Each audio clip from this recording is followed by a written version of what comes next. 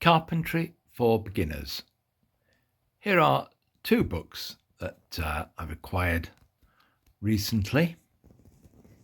They're both entitled Carpentry for Beginners by different authors and from different periods. So this one is 1919, so that's just after the turn of the 20th century. And this is the 70s. So it's a bit newer.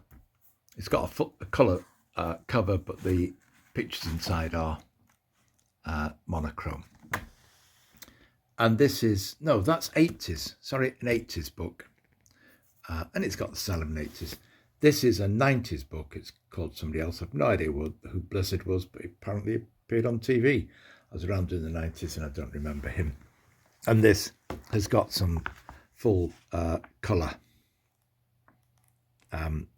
pictures in it of objects that this guy has made with a full cutting list, etc. Now, so, and these two are what you would expect, but I just want to say a little bit more about this one. It's what you would call cloth bound. So it's card covered with cloth. It's showing signs of age, and it's very much of its time. So what sort of things were you expected to be making in your carpentry? What was the carpenter making for the home? What sort of things did the... Oh, a pan rack. Stand for pan lids. Make a try square. Oh, a chicken feeding trough. So, yes, that's the sort of thing you make for your home. A chicken feeding trough. Good simple thing that every home would need.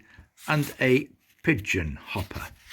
So these are the sort of things that I think it's expected that you make for the home. Towel rail. That's useful. I've turned down the corner of this because it's a coat hanger. But this gives the game away a little bit to the age.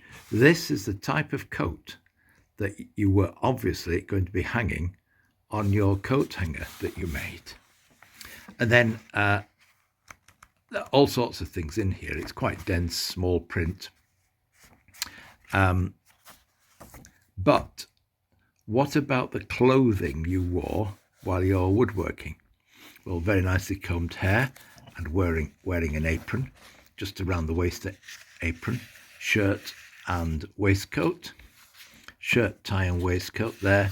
So it's expected you wear that. Oh, look, nice striped out trousers. Wait till you see one where it shows bow saw. Oh, look, and a moustache.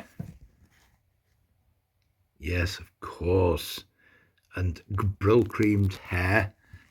Yes, that's the style. Oh, look at that. Nice trousers with brill creamed hair. I think there's moustache there as well. And lovely, lovely shoes. So those are the things that you were wearing as a woodworker back in those days. So quite an interesting book from a historical point of view.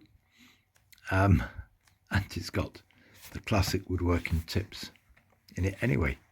And of course the glues were things like animal glue in there, casein glue.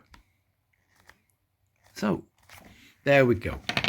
There you have it. Carpentry for beginners from different periods. 1919, that one's the 80s, and then another one you'll find in the similar things in many charity shops, something from the 90s. I don't think we need to look at these because you can go and browse them in any town if you go into your local charity shop.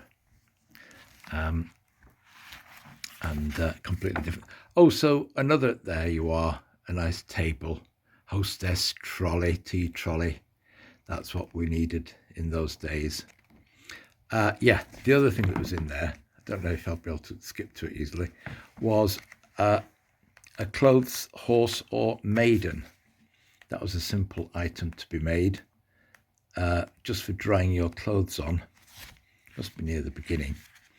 And I think you all know what one is, don't you? Clothes horse or maiden. It's basically a frame with rails over which you hung a timber frame with timber rails.